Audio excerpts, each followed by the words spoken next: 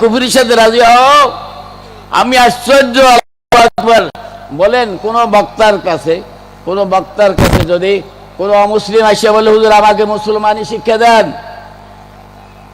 আমি মুসলমান হইতে চাই, অর্থাৎ কালেমা পড়ান আমাদের ভাষায়, বক্তা সাহেব বলল কিছুদিন অপেক্ষা করো, একটু পরে আসো। উনি বললেন এই বক্তা ইমান চলে গেল, দেখলাম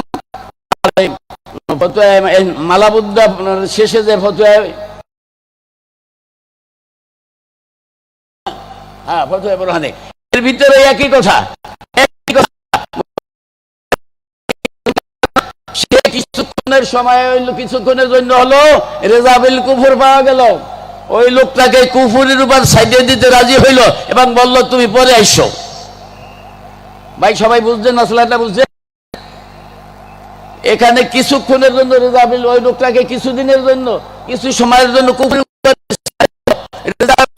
পাওয়া গেছে। এই জন্য ওই বক্তা সাহেবের, ওই মাওলানা সাহেবের ইমান চলে গেছে, নতুন করে তাজদীদ ইমান করতে হবে।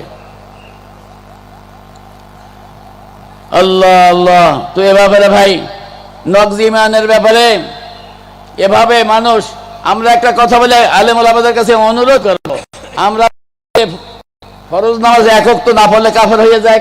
হাদিস আছে না, মান তালাকা সালাতান মাকতুবাতান নামলান,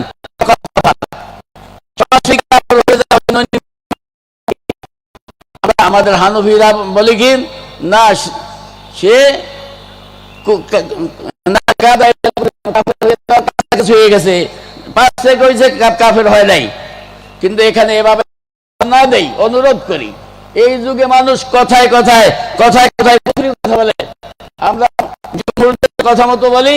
শুধু তাই না, এখানে যদি অলসতা করে নামাজ না পড়ে কাফের হবে না, কিন্তু যদি সে বলে নামাজ পড়তে হয় কি, তার হালাতটা কি বুঝতে হবে।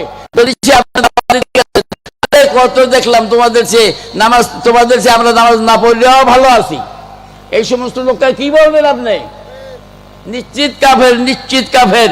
বিয়ে করে থাকলে তার বউ তালাক।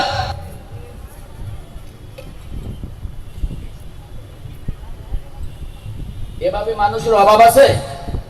দাওয়াত দিতে গেলে বলে তোমরা নামাজ